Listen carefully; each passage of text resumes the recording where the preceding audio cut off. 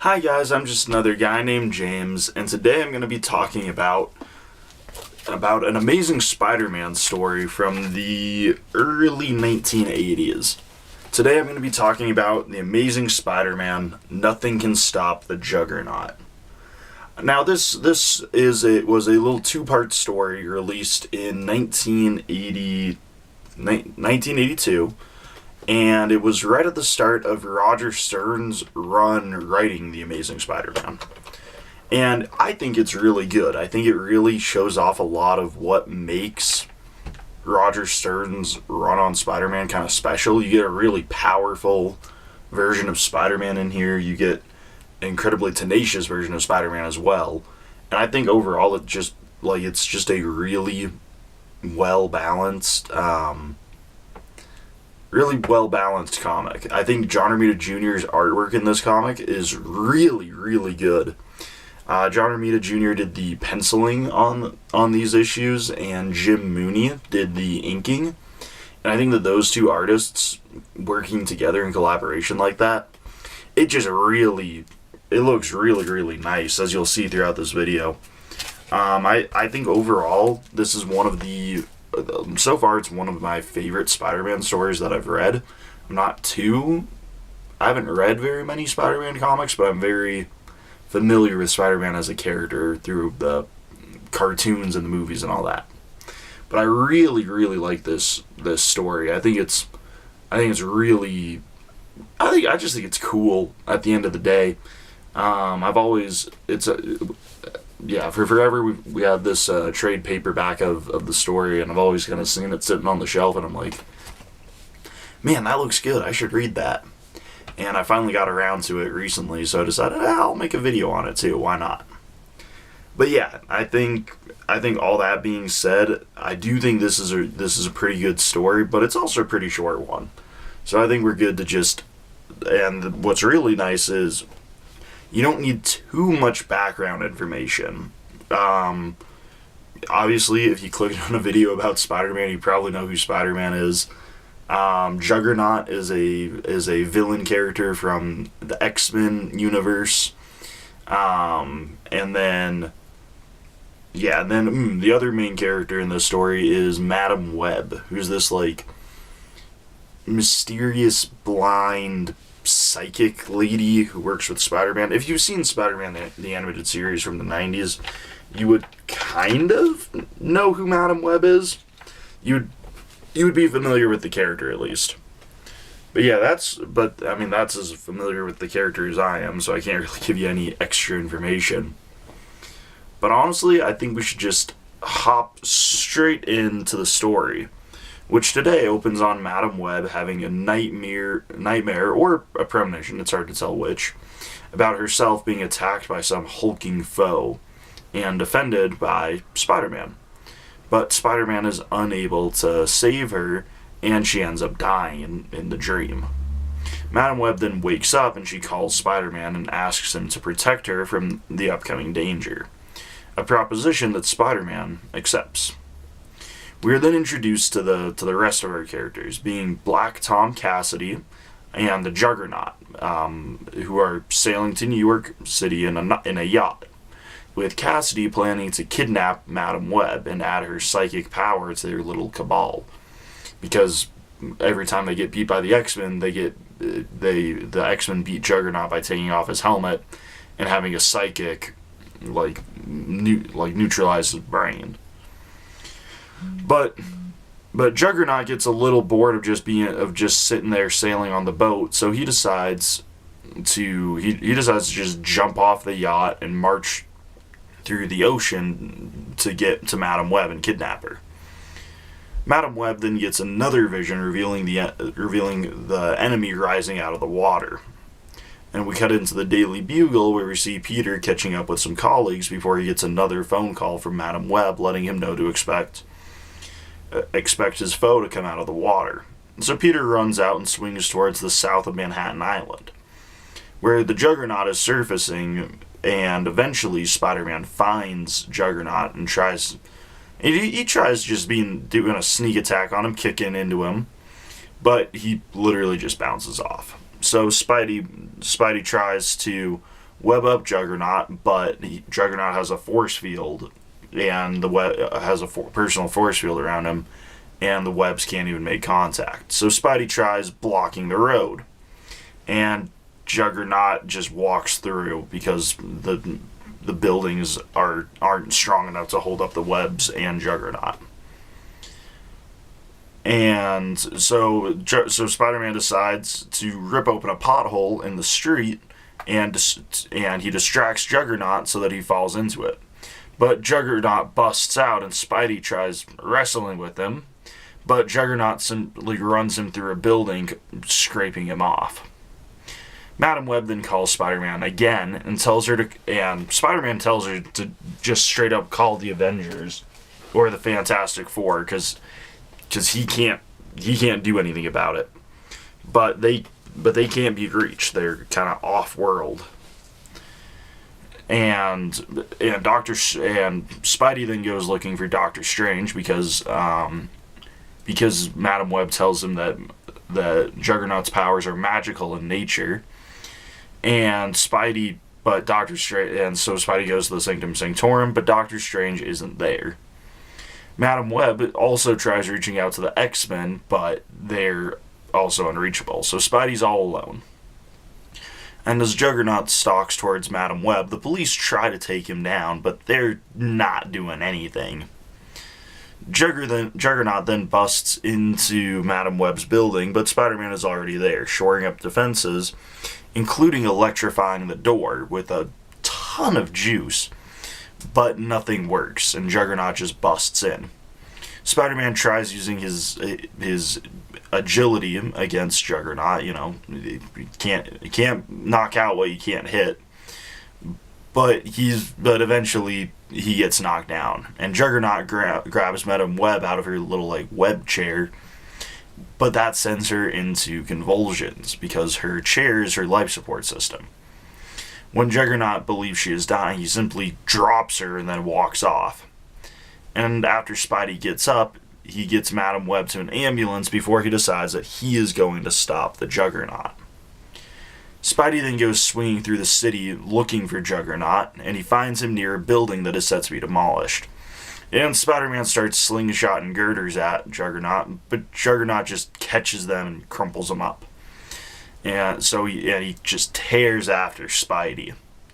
Spidey then grabs a 3-ton wrecking ball and starts spinning it around, chucks it at Juggernaut, but he just deflects it into the building, sending it crashing down on Spidey, who jumps into a metal sewer pipe so that he doesn't get crushed by all the bricks. Spidey then has to spend almost half an hour digging himself out before he goes on the hunts again. But as Spidey finally catches up to Juggernaut again near the docks, he runs out of web fluid.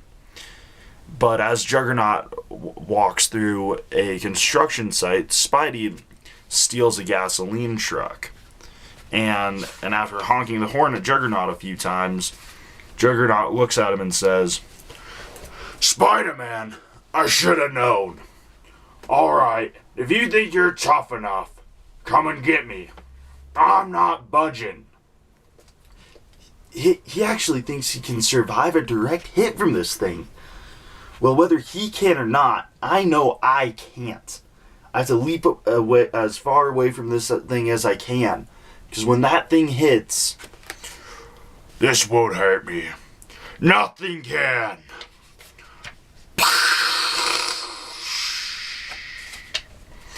Good Lord. I haven't felt that kind of blast from the Human Torch.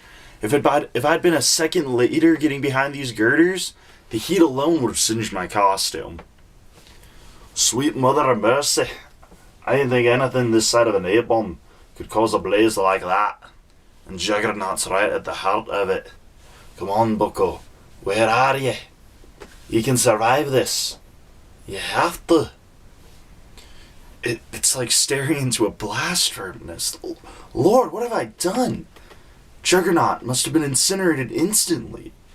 Not even his force field could possibly have withstood that blast. No, it's impossible. He couldn't have. Juggernaut then walks out of the flames, cools himself off, and he charges Spider-Man, saying, "Spider-Man, you're dead." You don't waste words, do ya? No, and I don't kid around either. So laugh while you can, 'cause it's the last chance you'll ever have. He's right. Dead right. Unless I can find a weak spot on him. And there's only one place where that can be. Tell you what, laughing boy, before you end my career, I'd like a quick peek at your kisser, okay? Have to do this fast. The water cooled him off, but his back's still steaming hot. Let's do this. I know what you're trying to do, and it won't work. Too many people have yanked off my helmet before. So a few days ago, I welded it on with a laser torch. This helmet's never coming off again. But you are. I'll scrape you off against a wall like I did this morning. Oh no, not again. Hey! That helmet can be a liability, can't it, Juggy? For instance, if I cover your little eye holes, you can't see where you're going. You miserable little creep! If I can't scrape you off, I'll rip you off. Go ahead, hang on to me. Hang on until I pound the life out of you. You'll do it too, but I won't give up. I won't let go. This is the only way to stop him, even for just a while.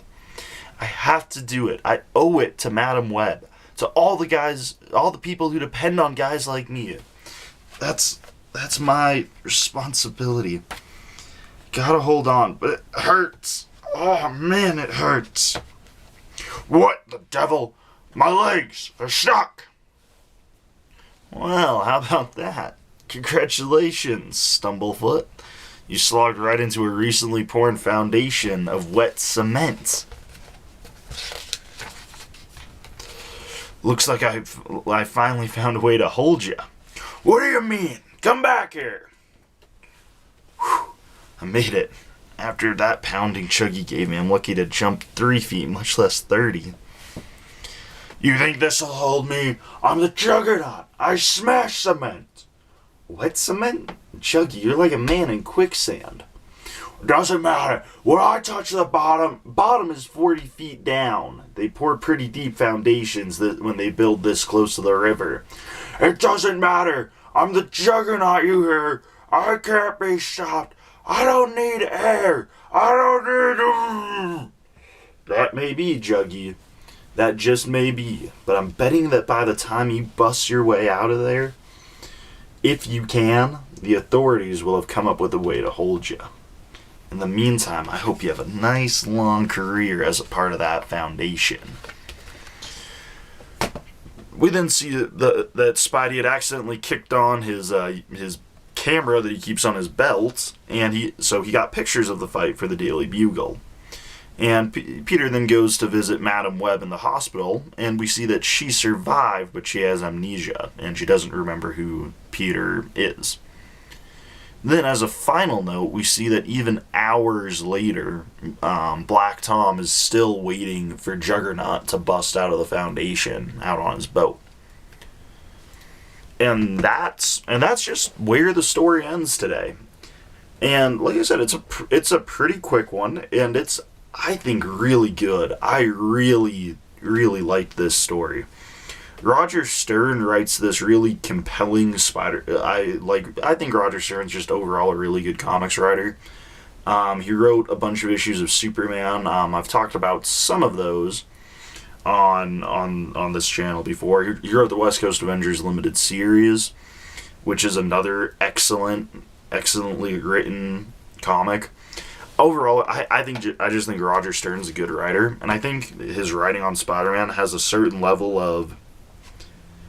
You get this really determined, willful, unstoppable seeming Spider-Man, and it's really nice. I think the artwork in this comic is really nice. There's a lot of really good pictures by John Romita Jr. of Spider-Man swinging through the city. There's a lot of really interesting angles of him fighting the Juggernaut. I'm sure I showed it when I in the pictures. But there's that picture of him like spinning the wrecking ball over his head. I really like that one. Like there's just some really good John Romita Jr. artwork in here, which is funny that I'm saying that. I don't always like John Romita Jr.'s artwork, but I like his 70s and 80s artwork. His 90s artwork, I'm generally less impressed by. But anyway, that's a bit of a digression.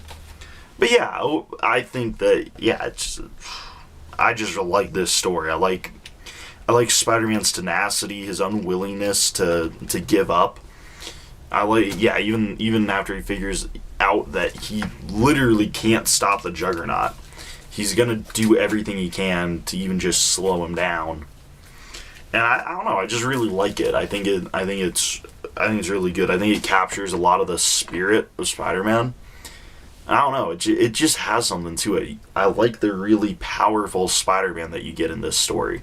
Being able to run toe-to-toe with Juggernaut. Some of the feats he pulls are very impressive. And yeah, I just, overall, I find that I really like it, you know? I think it works really well, kind of I assume it would work really well as an introduction to this era of Spider-Man. The Roger Stern, John Romita Jr. comics, but and now it's the run that would eventually give us stuff like the Hobgoblin and I think that this was just a really good story, a quick one, and mostly just an all-out brawl. But I kind of like it for that. But yeah, I just think it's it's a pretty good comic. I don't know. Not much else to say. It's cool seeing a smaller tier character like Spider-Man go head to head with a character like Juggernaut, who's more in like the Hulk or the X-Men tier of power. And I think it's just a fun comic for that.